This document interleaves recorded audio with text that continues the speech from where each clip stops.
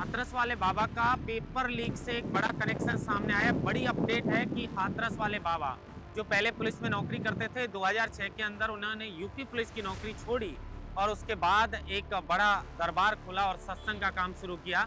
उस बाबा का राजस्थान से पेपर जो लीक है उससे एक बड़ा कनेक्शन सामने आया है। राजस्थान के दौसा जिले के हर्षवर्धन मीणा जो पेपर लीक मामले में बड़े आरोपी निकले हैं, उन्हीं हर्षवर्धन से बाबा का एक लंबा चौड़ा रिश्ता और कनेक्शन रहा है। अब लोग इस बात की चर्चा करने लगे हैं कि क्या बाबा पेपर लीक का भी काम करवाते थे। दरअसल इसके पीछे की पूरी कहानी हम आपको बताते हैं कि जो हाथरस में जो घटना हुई, 121 से ज्यादा लोगों की उस घटना के अंदर मौत हुई और बाबा वहां से फरार हो गए। जैसा कि आप सबको पता है कि बाबा पहले यूपी पुलिस में नौकरी करते थे, लेकिन 2006 में वीआरएस लेकर घर पर आ गए और एक सत्संग का बड़ा साम्राज्य बाबा ने खड़ा कर दिया।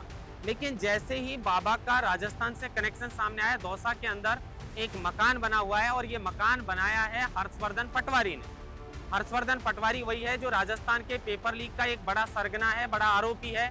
एसओजी ने उनके मकान को भी सीज कर दिया। अब जिस तरीके की जानकारी मिल रही है कि जो हाथरस वाले बाबा हैं, नारायण साकार हरि उर्फ भोले बाबा, जिनको नाम से जाना जाता है भोले बाबा के नाम से, वो दौसा में भी दरबार लगाया करते थे और दौसा में जो दरबार लगाते थे वो हर्षवर्धन पटवारी ने उन्हें मकान बनाकर मुहैया करवाया था। हालांकि अभी तक की जो जानकारी सामने आई है उनके मुताबिक ये बात का पता नहीं चल पा रहा है कि ये मकान हर्षवर्धन पटवारी का था या फिर भोले बाबा का।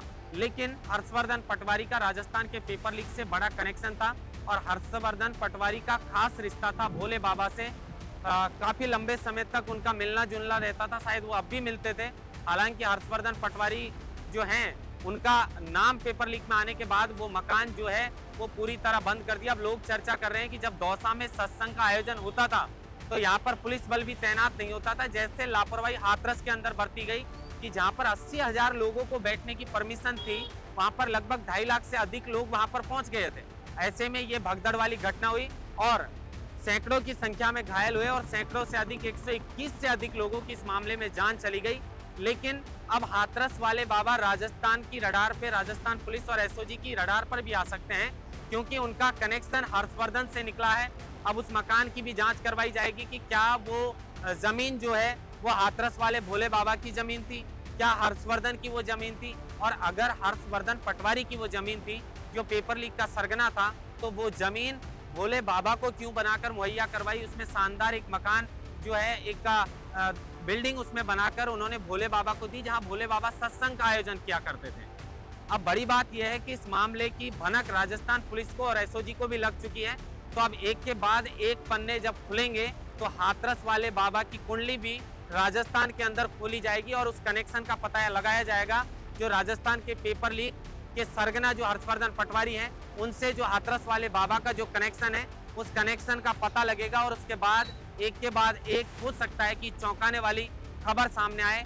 कहीं ऐसा तो नहीं है कि सचमुच भोले बाबा का कनेक्शन राजस्थान के अंदर बड़ी संख्या में पेपर लीक करवाने में हो। अब इस बात का पता जांच के बाद चल पाएगा, लेकिन इस बात का इंतजार रहेगा कि अब क्या इस बात को लेकर, दोनों के कनेक्शन को लेकर जांच होती है, और जांच अगर होती है तो उसमें कौन कौन सी बातें निकलकर सामने आती है। महेंद्र माथुरटा, लोकमत हिंदी, जयपुर।